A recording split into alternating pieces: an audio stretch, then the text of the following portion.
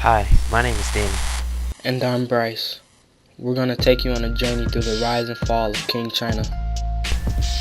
We're going to compare the societies of the Ming and Qing, discuss the Opium War and British control of trade, the demise of the Qing Dynasty, and the causes of the Boxer and Taiping rebellions. Reigning from 1644 to 1911, the Qing Dynasty is recognized as the world's fifth largest power in history. The rise of the Qing Dynasty began with the quiet growth of the Manchu nomads who resided north of the Great Wall.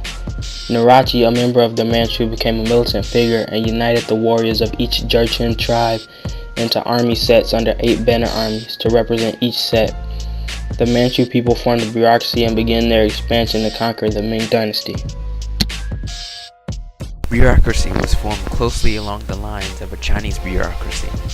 A cause of the expansion is the political division and the social unrest in the Ming Dynasty. The Narachi and the Manchu armies decided to impose on the Ming to benefit themselves. The 8 banner armies pushed to Beijing and held there. Several resistant groups began to form in southern China as well as in the west. The effect was the defeat over the Ming Dynasty, which was brought about through the duration of a year.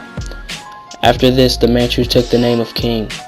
They retained many of the Ming systems. Confucianism, the examination system, and the already mentioned bureaucracy were kept the same. However, Qing did make some changes. They took care of problems within rural areas, taxes were lowered, and public works like dikes and irrigation systems were repaired. The growing economy contributed little success to controlling landlords who took advantage of the large population. With the surplus of workers, they could pay workers less, and if they objected, they would easily find someone that would work for even less money. This way, the rich got richer, and the poor got poorer. Nonetheless, China still had a rising economy. Social customs were untouched. The hierarchies that remained were old over young, men over women, and scholar-bureaucrat over commoner.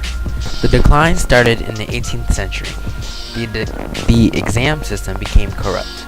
Favoritism and bribes took over the honesty within the exams. Wealthy families saw the cheating as a way to gain power and profits.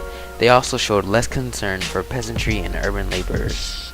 In addition, they supplied less funds to the army and public works like dikes, which resulted in floods and food shortages. Peasantry conditions worsened and banditry increased. Like dynasties before, the Qing faced outside forces. Out of ignorance, they saw all outsiders, including the Europeans, such as the British, as barbarians. China was equal in sophistication and complexity. China's population was greater, but the Europeans made up for this with better organization and superior technology. This was critical in the wars between China and Britain. At first, China exported silks, porcelains, tea, and other things. Having no other goods to trade with China, Britain was forced to trade silver. Unhappy about the unfavorable trade, Britain tied out opium from India, which was a cause of the Opium War. A herbal plant drug that was grown in the eastern bluffs in India as well as China after it was introduced. It became an item of high demand until the opium trade began. In the coming years, British merchants commenced to illegally smuggle opium into China at a high price. By the arrival of the 19th century, opium had become a common drug. The drug was being purchased by Chinese merchants in high quantities. There was a mean of 4,500 crates of opium being shipped annually, some of which weighed 133 pounds. In the following years, the economy started to fail and jobs were being lost. Chinese merchants, after purchasing the opium, would sell it to the bureaucrats and other government officials. This began to affect the newfound bureaucracy in China. Those with money and power began to steal money from the government to support their habitual addiction to opium. The Qing Dynasty and Ming, a predecessor, already had its ill attitudes toward trade. They felt it encouraged disorder within society as well as an initiation of piracy off the coast of southern China. All of these negatives caused Chinese officials to set up an edict which would cut off trade for a time to come. The emperor finally sent Lin Zhen to put an end to the trafficking of opium. Lin had the trading post of Europeans blockaded, and in turn, he searched their warehouses and demolished all traces of opium in their possession. As an effect, British merchants were angered by those actions and insisted on military retaliation. The British asked the Chinese to end their campaigns against opium. Lin Zhen refused to comply, and so the war began in 1839. Little did the Qing Empire know, the British were equipped with gunships which quickly defeated the much smaller Chinese junks, which was a positive for Britain and a negative for the economy of the king. Because of the Opium Wars, several rebellions swept through South China in 1850s and early 1860s. The most significant was the Taiping Rebellion led by Hong Zhuang and his talented military commanders, won a series of victories against Qing forces sent to destroy them. The attack on scholar gentry led to their defeat.